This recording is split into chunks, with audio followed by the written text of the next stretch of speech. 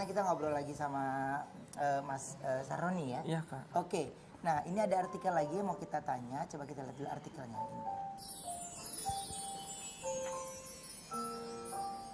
Tangis suami dampingi jasad istri nakes yang meninggal karena COVID-19 saat hamil. Jadi istri meninggal pas lagi hamil. Iya, betul. Usianya? Usia kandungannya? 28-29 minggu. 7 bulan. Hah? 7 bulan. 7 bulan? Iya. Mungkin karena situasi nakes lagi nggak ada, jadi istri tetap harus kerja ya, Kang? Iya, betul sekali. Oke. Jadi, oh ini. Iya, itu dia pernah post itu, dia bilang hidungnya mirip Uma, bibirnya mirip Uma. Gitu. Katanya sebelum sempat positif, sebelum sempat positif bareng. Katanya sebelum sempat positif. Iya. Kita positifnya bareng. Kalau nggak salah awal gejala tanggal 4 bulan ini tanggal 4. Cuma sakit tenggorokan aja biasa. Terus makin lama saya ada batuk, pilek, demam. Saya udah agak mendingan. Batuk pileknya udah sedikit-sedikit. Istri yang mulai batuk pilek, demam. Oke. Jadi kamu sama istri bekerja di tempat yang sama? Iya, betul, tempat yang sama. Di tempat yang sama. Oke. Dari ini mama ya, ada cerita terakhir sebelumnya nggak dari nggak ada? Cerita terakhirnya itu kita terakhir video callan sehari sebelum meninggal. Kalau yang bareng-bareng. Tapi semalamnya sebelum meninggal, saya sempat video call sama almarhum. Dia saking semangatnya pengen ngobrol sama kita, sama Roni, sama suaminya, sama saya. Dia sampai buka-buka alat bantu nafas dia, pengen ngomong. Aku kangen, Yang.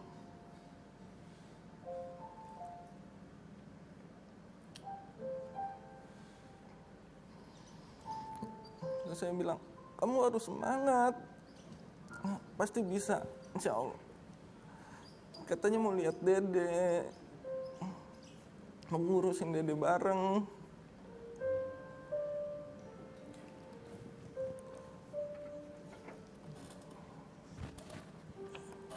Pesan terakhir tuh, nanti kalau aku sembuh, kita jalan-jalan ya.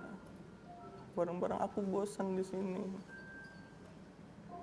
Kangen Uma, kangen aku, kangen Mi, Abah, kangen kerjaan, kangen teman-teman kerja.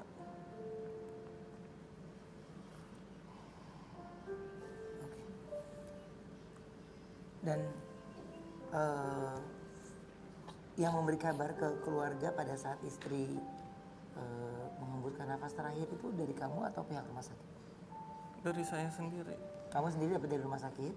Enggak, saya sendiri. Saya di situ siangnya ditelepon dari rumah sakit, saya disuruh datang. Saya habis wudhu mau sholat, ditelepon dari rumah sakit, mau sholat zuhur. Saya langsung buru-buru sholat. Saya sholat langsung ke rumah sakit, langsung memakai APD, segala macam. Sampai lupa pakai face shield. Langsung masuk ke dalam karena saya ngelihat kenapa pada ribut-ribut.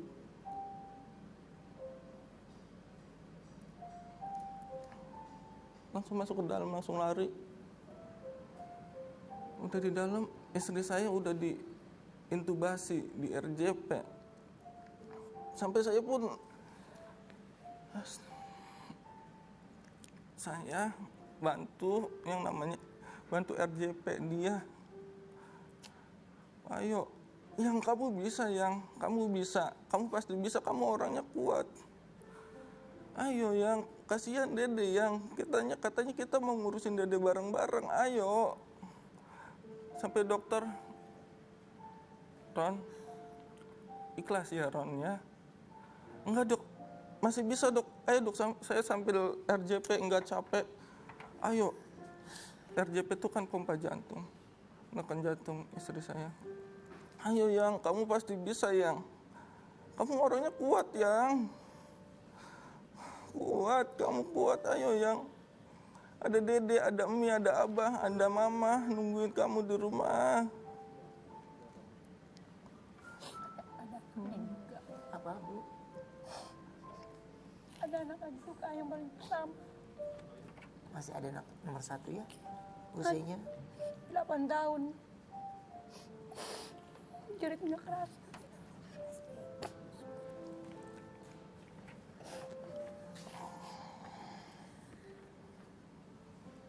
Saya paling gak kuat.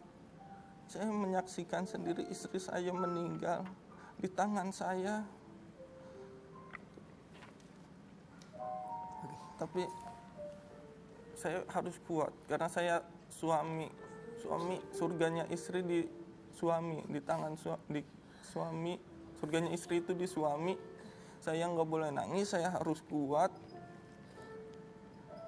karena itu untuk memudahkan langkah istri saya ke surga.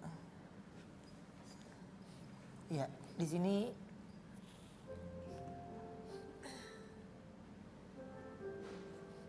oke kan memang Itu saya nangis belum seberapa di situ.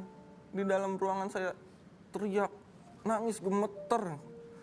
Lihat istri saya, ya ampun. Masa depan saya, orang yang saya sayangin ada di situ.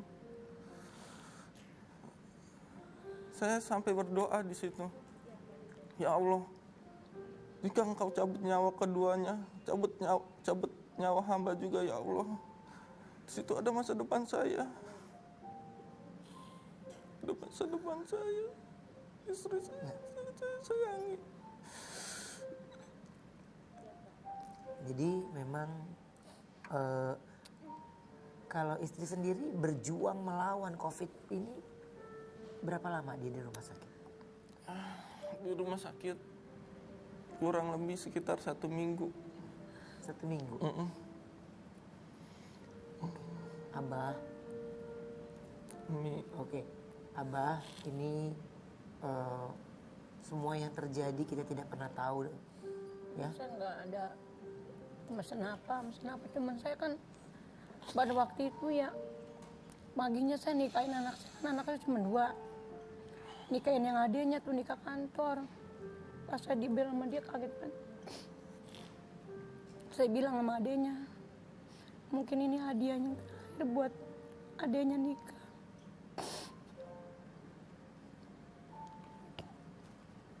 Kalau sama Abah, ada bicara nggak terakhir sebelumnya? Enggak sama sekali. Enggak punya firasat apa-apa sih. Dia nggak berdua pesen apa-apa. bersaudara. Ini yang pertama. Iya. Yang kedua kan itu nikah kantor, dia polisi. Di hari itu yang tanggal 23 paginya saya pergi ke kantor Polres, nikahin pas ini Roni bel. Mi, apa ya Allah saya berhenti lagi. Detak jantungnya ya Allah ngedrop lagi nih. Pas namanya jam 1 ya Ron ya, udah pada Dia pulang. tuh sayang banget sama anaknya dalam kandungan.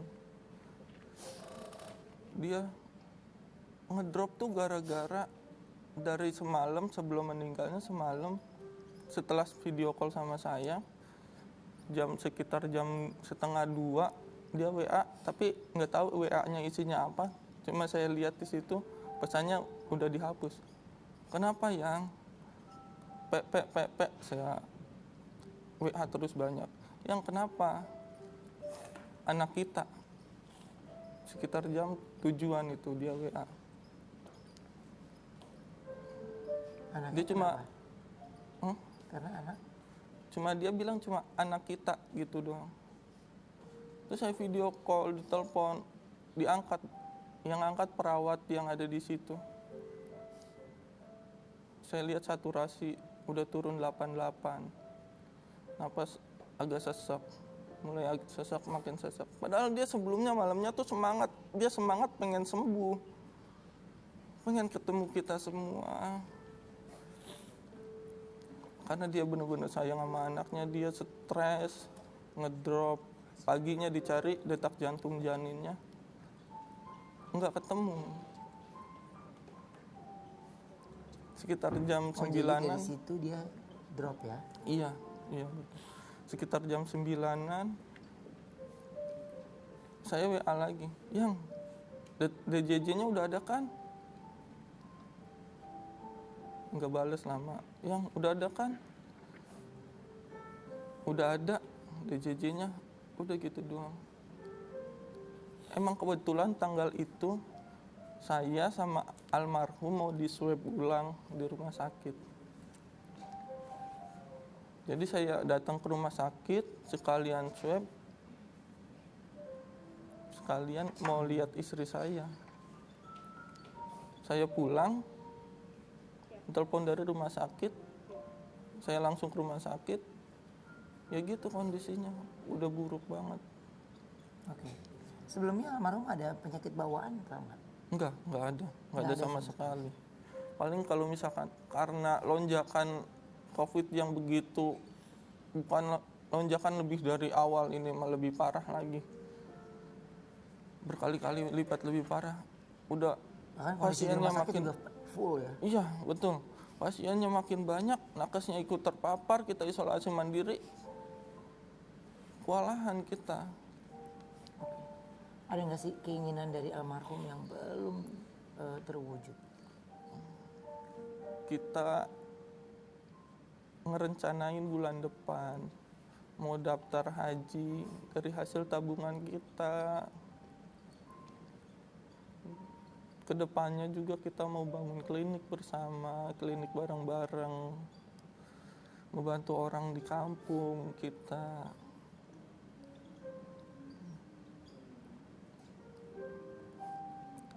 Saya sedang sayang-sayangnya ditinggal kayak gini. Saya kalau nggak inget, kalau saya nggak ikhlas, istri saya langkahnya pasti berat di alam sana, pasti berat. Saya nggak boleh nangis, harus kuat.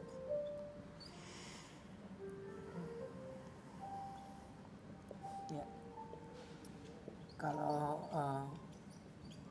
ini pesan apa untuk Mas atau keluarga, untuk Manis yang ada di rumah yang sedang menonton tayangan ini, apa yang ingin disampaikan? Minta doa. Untuk teman-teman semua yang nggak percaya COVID, kasihan kita, kasihan tenaga medis. Kita juga berusaha membantu kalian semua. Ayo kita bareng-bareng bersama kita lawan COVID ini. Kalau sekarang bukannya mencegah lagi, karena sebelumnya juga saya pas Lebaran tuh cerita sama istri, yang orang-orang pada mudik, pada berkerumun, pada jalan-jalan, tempat wisata pada penuh. Sekitar 2-3 minggu lagi paling nanti kita banyak pasien ini pada COVID semua pasti. Dan ini hasilnya. Jadi saya, keluarga, mungkin semua tenaga medis, semua tenaga dari yang berkaitan dengan COVID. Ayo bareng-bareng bersama-sama kita lawan COVID ini. Sekarang bukan mencegah lagi. Jangan takut di swab, jangan takut positif. Toh positif pun kita dikasih obat, isolasi mandiri, kita makan, kita minum, kita kudu cukup, kudu ningkatin daya tahan tubuh kita.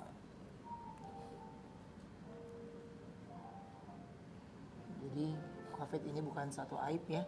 Iya, Jadi, betul. Benar sekali.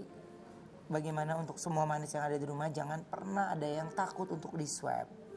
Jangan pernah ada yang tidak peduli lagi dengan sekelilingnya. Iya. Karena biar bagaimanapun tenaga kesehatan atau nakes yang saat ini mereka juga manusia biasa, sama seperti kita. Tapi bahkan kebahagiaan mereka pun terenggut. Ya, kita tidak pernah tahu bagaimana luka yang sebenarnya, rindu yang dirasakan, penantian seorang bayi yang hadir tengah mereka, tangisan itu bahkan tidak ada sama sekali, tapi pergi bersama ibunya. Manis, mudah-mudahan untuk kalian yang ada di rumah, dimanapun kalian berada, sebisa mungkin wajib sekali jika harus keluar rumah demi sebuah pekerjaan atau apapun kegiatan yang kalian lakukan, harus selalu menggunakan masker, ya. Dan jika ada ngerasa badan nggak enak sedikit, lebih baik tidak usah dan hentikan semua pekerjaan itu. Lebih baik istirahat, ya. Kita akan ngobrol lagi bersama keluarga sesaat lagi, jangan kemana-mana, tetap di Brownies Obrolan Manis.